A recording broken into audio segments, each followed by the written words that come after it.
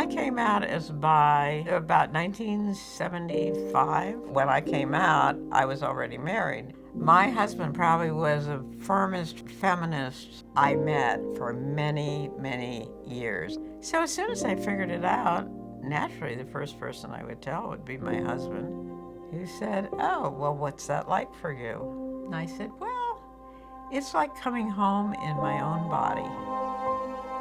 And he said, "That sounds wonderful." It worked for us. I have no idea what would have happened long term. In 1980, while my husband was away at a summer conference, I got a call saying he seems to be having a stroke. We're taking him to a hospital. I found out by midnight that night that he had an inoperable brain tumor, and he died the next day. Suddenly, I was a single mom of 2 teenage children. I have no way of knowing how it would have been different if he hadn't died and we had to work out other stuff.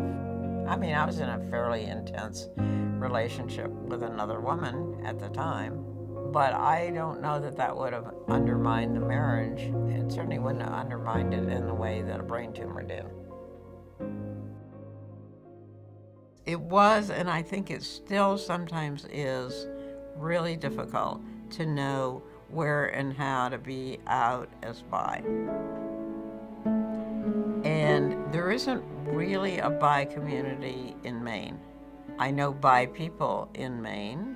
I know lots and lots of queer people in Maine. And it's been interesting to me that people who used to sort of give me the shun because I was bi have somehow discovered that that's not appropriate.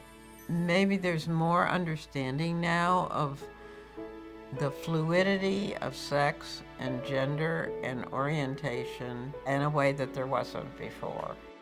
Like everybody else, I keep aging. I'm sort of on the edge of the oldest people that are out and bi, which works really well for me because I get to go and help people understand about what's different about being older and being bi.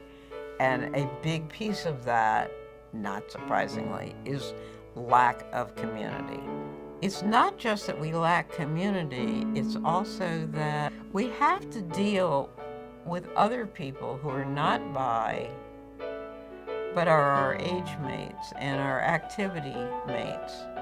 So, for instance, if I move into a retirement community, does that mean I have to stay in the closet about being bi? I'd like to live long enough to live in a society where being bi is just okay for old people like me. I'm 83, so I don't know how long I've got, but it would be nice to see that.